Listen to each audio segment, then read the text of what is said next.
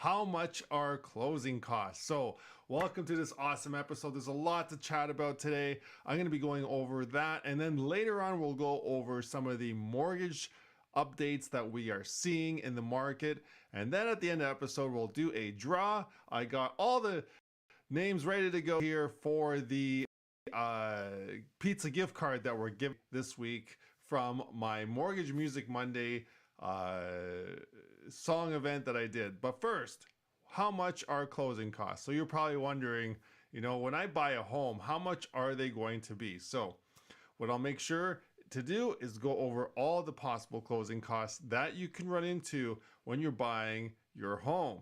And when I go over that today, please note that sometimes closing costs can be different for certain folks and certain types of purchases, so they can all range differently. So it's important to speak to your mortgage professional, whether that is myself, I can help you if you're in Ontario, or your own mortgage professional. Make sure that you go over that with them to ensure that you're budgeting for every possible closing cost that is out there. All right, so before we get into it, if you guys have any comments or questions, please do leave them in the comment section below, or if you have a private concern, do email me or text me directly. I'd be happy to take on any questions you may have. All right, so when you're buying your home, first closing cost that I like to go over with, and it's something that's very, very obvious for me, but maybe not for you, would be your down payment. So how much is that? How much is your down payment? How much should you have? Well, there's two parts to the down payment. One is the deposit, and the second is the remaining part of your down payment. So say you're buying a home, and you're buying a home for $500,000. You can afford that. You've been pre-qualified, whatever it is. Your income supports that. But say your home is $500,000. Well, how much is your down payment going to be? Well, if you're going to put the minimum amount of down payment, that's going to cost $25,000. That is a 5% down payment, and you can do that in Canada as a first-time home buyer, or you can actually do that as a second or a third-time home buyer, no problem, so long as you pay the CMHC fees that are added to your mortgage. So $25,000 would be your down payment. Now that gets split up into those two sections. One would be your deposit, and the second would be your remaining down payment. So for your deposit, that works usually out to about $1,000 to $5,000. Say, for example, you're writing an offer to purchase your first home or your second home, and you put your deposit down, that is $5,000. Well, you can be rest assured that that deposit of $5,000 will go towards your total down payment. So out of the $25,000, you've already given $5,000, and now you just have to give $20,000 more for a total of $25,000. So that is actually your first part of the closing cost, is your down payment. So far we have $25,000. All right. So I'm just gonna mute this here so I can see. All right, I just sneezed there. But for $25,000, that's your down payment with your deposit. What's next? Well, then you have land transfer taxes. And land transfer taxes are actually quite a burden in Ontario because they can add up to be quite substantial. However, you can get a rebate if you are a first-time home buyer. So let me go over that with you now. If you are buying a home and it's your second or third time, your land transfer taxes for a $500,000 home will come out to $6,475. Now, if you're a first-time home buyer, that will be a $4,000 rebate right away on closing that we can set up for you with your lawyer to take advantage of this rebate so you can get that money back. You don't have to actually come up with it in the first place.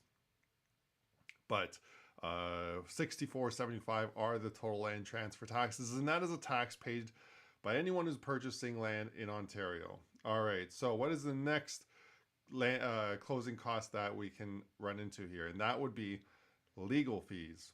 How much are legal fees? Well, legal fees to purchase a home can range up to $2,500, and there's really no rebates available for first-time home buyers on this. But if you are a second-time home buyer, like a move-up buyer, there is a legal fee rebate program available through some of my lenders that you need to ask me about if you want to take advantage of that for second or third time home buyers. They're only available through certain lenders, so sometimes it's better to take a different lender with a different rate and forego the program, but make sure you talk to your professional about the Move Up legal fee rebate program.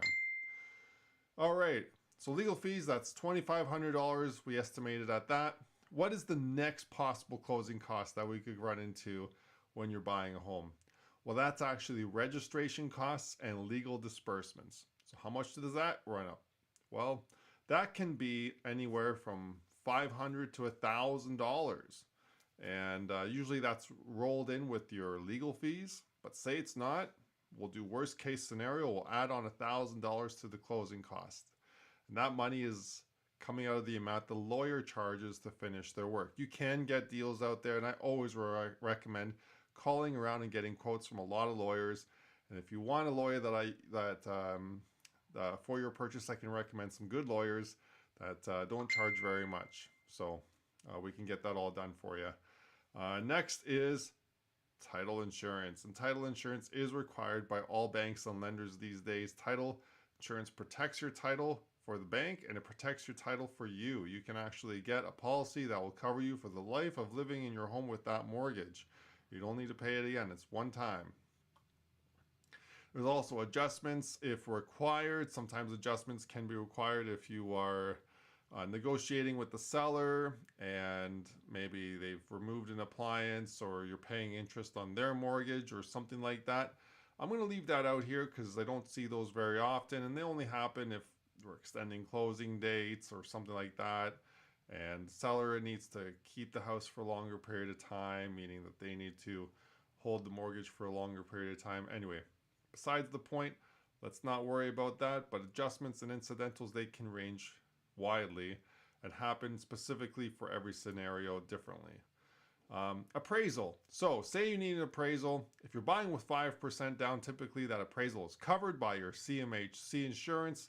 If you're buying with 20% down or more, it can cost about $400 to $500 for an appraisal, including HST.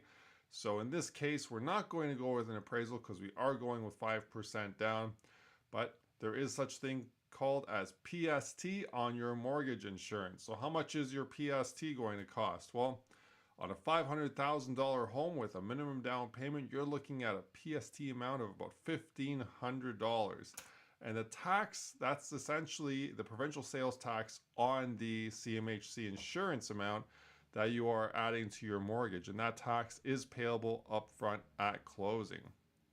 All right, what else do we have here? Commitment fees. Well, commitment fees are fees that some lenders and banks charge on their mortgages. Typically, this is not for first-time homebuyers and only reserved for folks that have really poor credit and have no chance of getting a mortgage through a bank. So if you're running into a commitment fee, it means your credit score is in the dumps for whatever reason, or you have a very unique kind of financing scenario, and I don't run into that very often. Usually there's no commitment fees. And in this case, if you're buying with 5% down, there will not be any commitment fees. So we'll keep that as 0. Then there's an interest adjustment. Interest adjustment just means, say you have your mortgage payments set as bi-weekly, and you're going to be doing those mortgage payments bi-weekly going forward, but your first payment doesn't come out for, say, 3 weeks. That means there's a 3-week gap between closing and your first mortgage payment. Well, the first mortgage payment being 3 weeks away and you're on bi-weekly, that means there's an extra week in there the bank needs to account for. So typically what they'll do is they'll take that extra week upfront and interest only, and that can be about $500. So I'll add that to the cost there, a $500 interest adjustment, and that will buy you that 3-week time frame before your first bi-weekly mortgage payment. And then we have the dreaded property tax holdback. Now, property tax holdbacks essentially happen only on mortgages where the property taxes are being collected with the mortgage payment. What the lender will do is actually collect the mortgage payment and the property tax portion on your financing. So with that, the lender will take your property taxes And with that, they will property taxes and submit the property tax payment to the lender, to the city accordingly. Now, what happens if you buy your property, say in January? Well, that lender is going to come to a property tax bill in February or March of that year for could be about $2,000. So what they need to do is they need to actually account for that money ahead of time. So they may actually hold back 6 months worth of property tax payments on closing. And that comes off as closing costs. So say your property taxes in this case scenario will be $5,000 a year and they hold back 6 months. They'll hold back $2,500 just to make sure that they have enough property taxes to pay when they come due in February, March, if you're buying in January. And that just means that the bank always needs to have enough money to pay your property taxes in full whenever that bill comes. If you want to avoid this closing cost, I always recommend setting up your property taxes directly with your municipality in a way where they can actually pre-authorize debit your account every month for that property tax payment. All right. And that's it. Those are the main closing costs we see. And let me just add these up here and go over them with you again. We have $25,000 for your down payment and deposit on a $500,000 home. And then we have $6,475 for your land transfer taxes on a $500,000 home. And then we have legal fees in the amount estimated of $2,500. Now, like I said, call around. You could get better deals.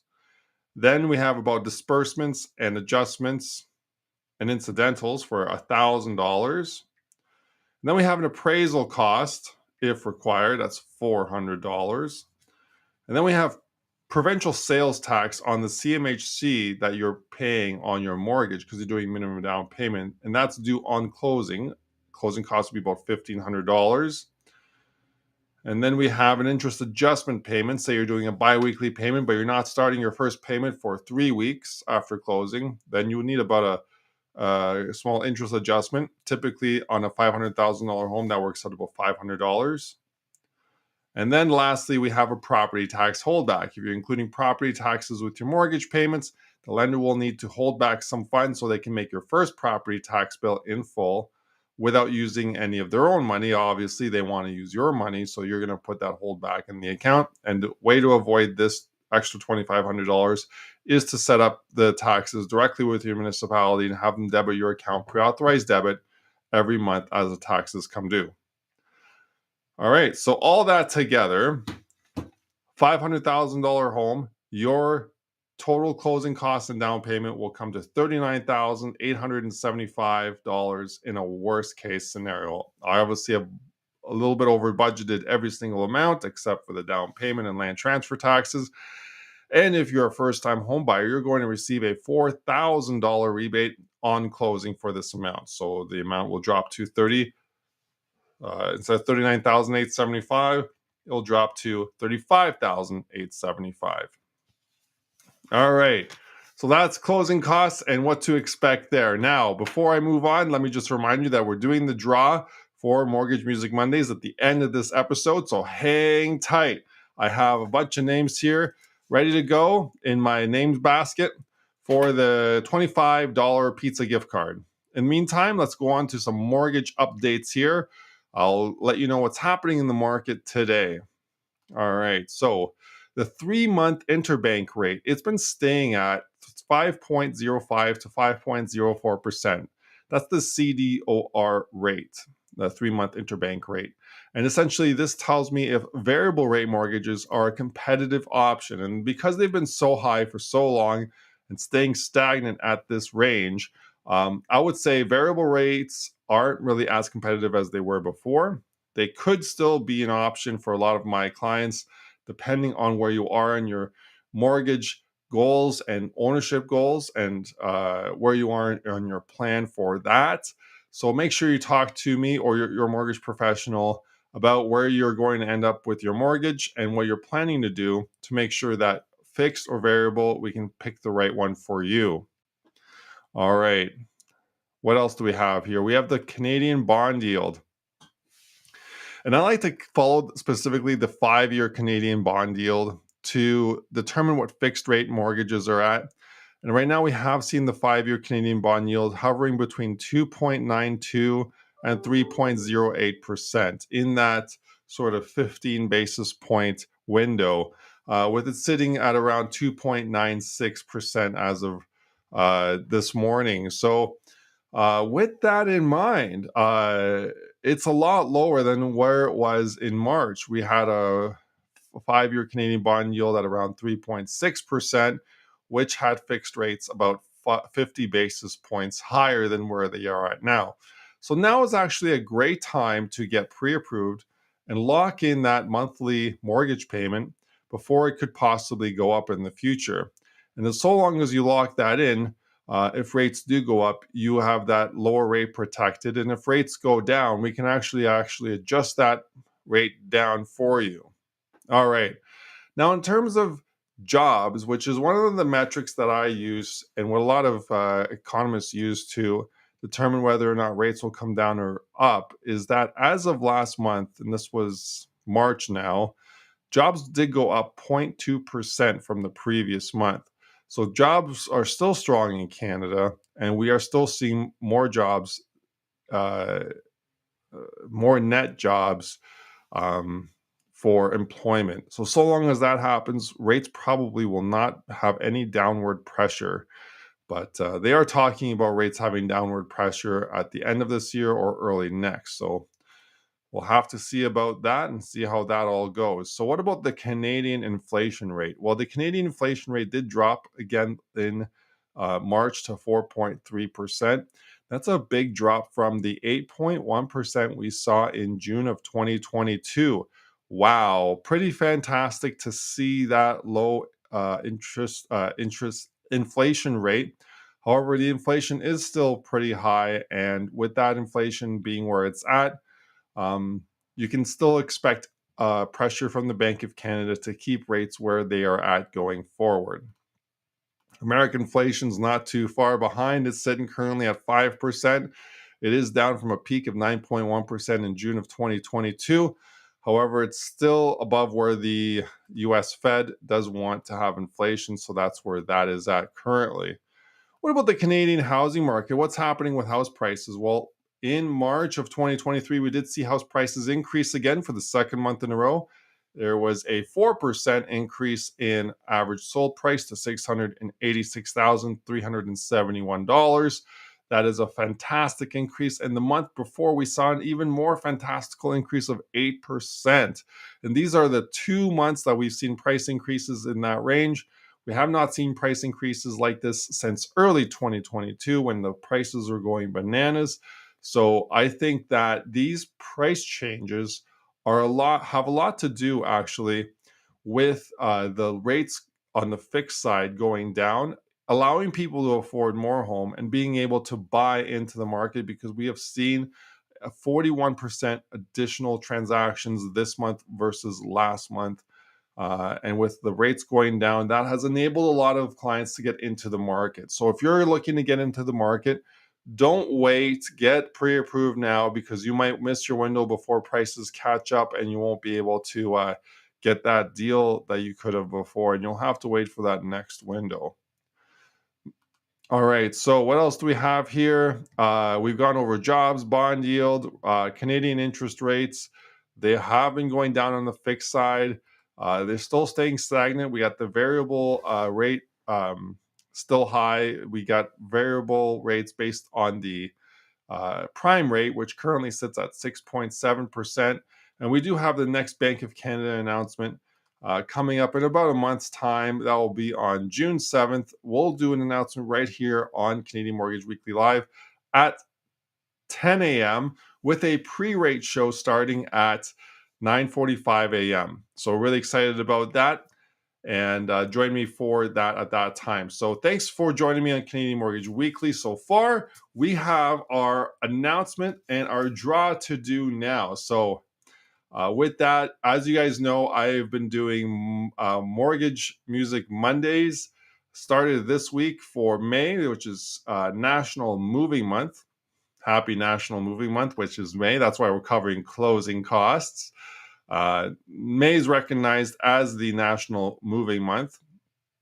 And with that, we want to give away some pizza gift cards, because what better food to eat when you're moving than pizza? So it all comes together here on Canadian Mortgage Weekly. So let me look through the names here. As you see, I'm ruffling through the papers. We had a bunch of entries. We had some on Instagram. We had some on my YouTube channel. We had some on TikTok as well.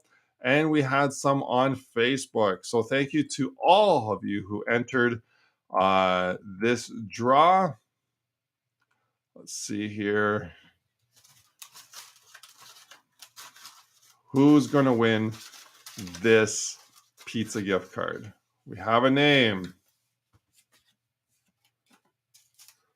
All right. So the winner of the pizza gift card this week, actually, is Jennifer Steenhoff. So congratulations. Yay. You've won $25 pizza gift card to the pizza place of your choice. And I'll be reaching out to you probably tomorrow to let you know, if you haven't reached out already to me, that you won the gift card and I can get it to you for the weekend. So thanks for joining me this week on Canadian Mortgage Weekly, Canada's only weekly video mortgage news podcast. And we'll see you next week on Thursday for another episode where we spotlight National Moving Month. And we'll also look at we'll watch for Monday as our new video for Mortgage Music Mondays comes out for our next song of the week to see if you can win next week's gift card. So thanks for participating, everyone. Thanks for watching. My name is 𝗪𝗠𝗪𝗏. I'm your Ontario mortgage broker. If you have any questions, reach out to me. You can book an appointment with me in the link description below, and we'll see you